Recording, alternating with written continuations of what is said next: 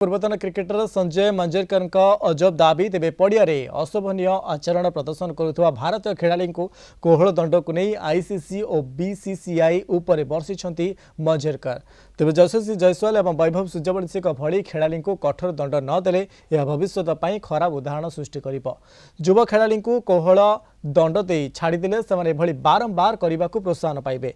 यह क्रिकेटर भावमूर्ति और सेमानकर निजस्व क्यारियर पर क्षतिकारक साब्यस्त हेब बोली मंजरेकर कहते।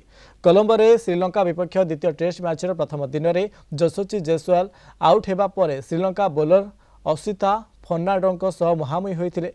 जायसवाल हेलमेट फर्नांडो कपाल बाजिला। यह घटना आईसीसी उभय खेला को मैच फी 25% जरिमाना करने सह गोटे डिमेरिट पॉइंट देछि। सेपरी श्रीलंकार दाम्बुला अनुष्ठित इंडिया ए टूर सुपर ओभर मैच रे पराजय पर युव क्रिकेटर वैभव सूर्यवंशी श्रीलंका फील्डर बिशन हालाम्बागे को धक्का मारी। यह घटना में बीसीसीआई सूर्यवंशी को 50% मैच फी जरिमाना दंडित करते। तेबे यह दंड कठोर होगा उचित बोली मंजरेकर मत देइछन्ति।